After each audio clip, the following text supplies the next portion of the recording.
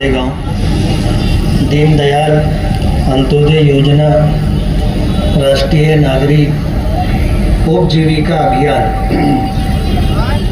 आणि महिला व बाल कल्याण अंतर्गत आज का हमारा ये प्रोग्राम महिला बचत गट का प्रोग्राम है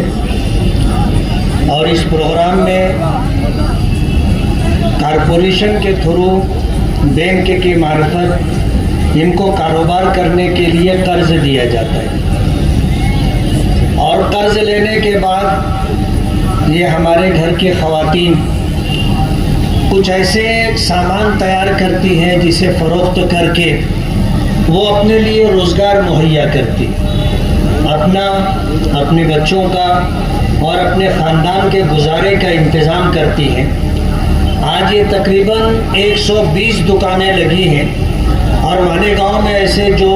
बचत गट है, महिला बचत गट, उनकी तादाद 2000 से ज़्यादा है जिनको कारपोरेशन के ज़रिए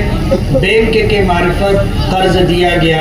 अभी आपने देखा एक बचत गट को 1.5 लाख रुपये का कर्ज दिया गया। मालेगांव की जो बचत गट हैं इसमें एक बचत गट ऐसी भी है जिसको पूरे देश में, पूरे हिंदुस्तान में उसको 1 नंबर मिला है। और सबसे बड़ी बात यह है कि आमतौर पर लोग कर्ज ले लेते हैं लेकिन इस नीयत से कर्ज लेते हैं कि हमको कहाँ वापस करना है, सरकार आज नहीं तो कर्ज वो कल कर्ज माफ़ कर देगी। जैसे किसानों के कर्ज माफ़ होते हैं तो इस तरह की सोच बनती है कि सरकार की तरफ से जो स्कीमें निकलती हैं उन स्कीमों के ज़रिए से जो कर्ज लोगों को मिलता है हमें वापस नहीं करना है, पहले दिन से ये नियत होती है और यही वजह है कि वो कर्ज ही रह जाता, लोग उसको वापस नहीं कर पाते। लेकिन ये पूरी दुनिया का मुशाहदा है, तजुर्बा है कि अगर किसी ने कर्ज लिया और उसकी नीयत वापस करने की है कि मुझे वापस करना है तो ऊपर वाले की मदद शामिल हाल होती है और उसके लिए उस कर्ज की वापसी का अल्लाह पाक इंतज़ाम कर देते। मालेगांव में जितनी महिला बचत गट है उसमें सबसे बड़ी खूबी की बात यह है कि इन्होंने जितना कर्ज लिया था महिला बचत गट में 100% कर्ज उन्होंने बैंकों को वापस कर दिया। एक बचत गट भी ऐसी नहीं है जिसने कर्ज लिया हो और कर्ज वापस न किया।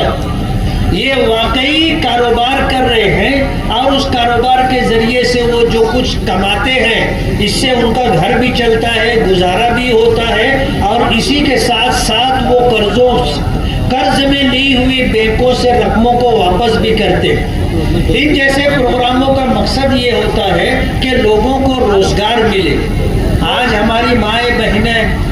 सरमाया ना होने की वजह से, कैपिटल ना होने की वजह से कोई कारोबार नहीं कर पाते, लेकिन अगर उनको कैपिटल मिल जाए तो उनमें ये खूबी और ये सलाहियत है कि वो अगर काम करना चाहे तो बहुत कुछ काम कर सकते हैं। आज ये जो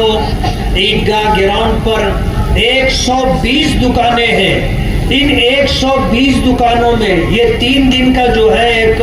तारुफी आप इसको प्रोग्राम समझ सकते हो कि महिला बचत गट से जो चीज़ें तैयार की जाती हैं बहुत सारे लोगों को पता ही नहीं है कि ये जो सामान तैयार हुआ है ये महिला बचत गट के जरिए तैयार हुआ है। ये एक तारुफी प्रोग्राम है 3 दिन का, वरना महिला बचत गट के जरिए से जो चीज़ें तैयार की जाती हैं और मार्केट में उस फरोख्त की जाती हैं ये साल भर इनका कारोबार चलता रहता है। अगर हम लोग महिला बचत गट से जो सामान तैयार होता है वो बहुत कम नफे के साथ फरोख्त किया जाता है। वजह उसकी ये है कि कारोबार में, तिजारत के अंदर एक गुर की बात ये है कि आदमी नफा कम रखे तो सेल ज्यादा होता है और जब सेल ज्यादा होता है तो नफे की शरह खुद बहुत बढ़ जाती है। और आदमी अगर ये सोचे कि मैं नफा ज्यादा रखूं तो उसकी चीजें कम बिकती हैं और कम बिकने की वजह से उसे ज्यादा नफा नहीं हो पाता। आज कारपोरेशन के थ्रू केंद्र सरकार के माध्यम से जो ये प्रोग्राम पूरे देश में चलाया जा रहा है, मालेगांव के अंदर इस प्रोग्राम का इनेकाद किया गया। मैं कमिश्नर साहब को और डिप्टी कमिश्नर जो भी है,